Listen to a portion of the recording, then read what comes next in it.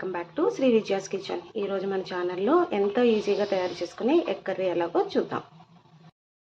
ఈ ఎగ్స్ని కొంచెం సాల్ట్ వేసుకుని బాయిల్ చేసుకుందాం. సాల్ట్ ఎందుకంటే కనుక మనకి ఎగ్స్ కుక్ అయినప్పుడు ఆ షెల్స్ ఈజీగా వచ్చేస్తాయి. ఇప్పుడు కర్రీకి కావాల్సిన మెయిన్ ఇంగ్రీడియంట్స్ ఏంటో చూద్దాం. ఆల్రెడీ బాయిల్ చేసి పెట్టుకున్న ఎగ్స్ ఉన్నాయి. అలాగే 2 ఆనియన్స్ కట్ చేసి పెట్టుకున్నాము. ఒక 2 టమాటాస్ ఆల్సో కట్ చేసి పెట్టుకున్నాము. కొద్దిగా curd, green chilli, salt, red chilli powder, పసుపు, కొత్తిమీర, కరివేపాకు, ధనియా పౌడర్ అండ్ జీరా పౌడర్ అండ్ ఆయిల్. కొద్దిగా ఒక బౌల్ తీసుకొని దాంట్లో కొద్దిగా సాల్ట్ యాడ్ చేసుకుందాము. అలాగే కొద్దిగా రెడ్ చిల్లీ పౌడర్, కొద్దిగా పసుపు, ఇవన్నీ వేసుకొని ఈ బాయిల్ చేసిన ఎగ్స్ దీంట్లో వేసుకొని ఒక్కసారి ఎగ్స్ అన్నిటికీ పట్టేలాగా మిక్స్ చేసుకుందాం. ఇలా మిక్స్ అయిన ఎగ్స్ని ఒకసారి ఆయిల్లో ఫ్రై చేసుకుందాం. ముందుగా స్టవ్ ఆన్ చేసి ప్యాన్ పెట్టుకొని దీంట్లో ఆయిల్ వేసుకున్న తర్వాత కొద్దిగా పసుపు యాడ్ చేసుకున్నాం.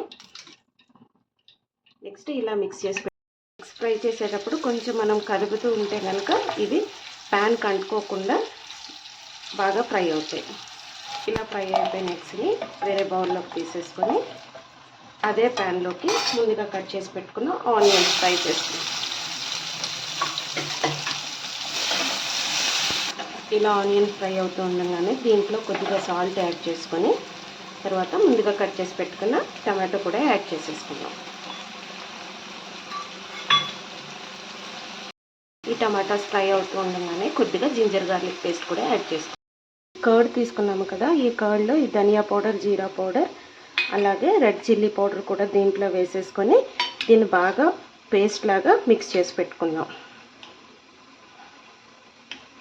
టమాటాలు, ఆనియన్ ఇదంతా బాగా ఫ్రై అయిపోయిన తర్వాత ముందుగా మిక్స్ చేసి పెట్టుకున్న ఈ కర్డ్ని యాడ్ చేసేసుకుందాం.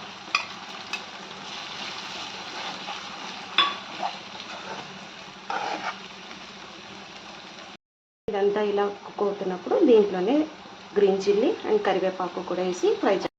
ఇదంతా ఇలా బాగా దగ్గరగా కుక్ అయిన తర్వాత దీంట్లోనే ముందుగా బాయిల్ చేసి పెట్టుకుని ఎగ్స్ యాడ్ చేసుకుని ఒక్కసారి మిక్స్ చేసుకొని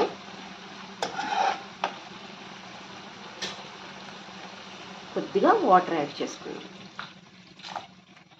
ఇది ఇలా కుక్ అవుతున్నప్పుడు ఒకసారి మనం టేస్ట్ చూసుకుందాం, ఉప్పు కారం అంతా సరిపోయిందా లేదా. ఇన్ కేస్ సరిపోలేదంటే ఇప్పుడే యాడ్ చేసుకుని దీన్ని మూత పెట్టుకుని ఒక 10 నిమిషాలు కుక్ అవనిద్దాం.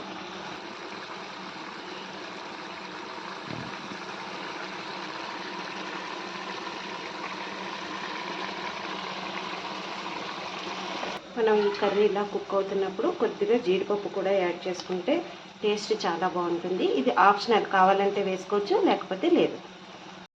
గ్రేవీ అంతా ఇలా దగ్గరగా అయిపోయిన తర్వాత కొత్తిమీర చల్లుకొని మనం స్టవ్ ఆఫ్ చేసేసుకుందాం.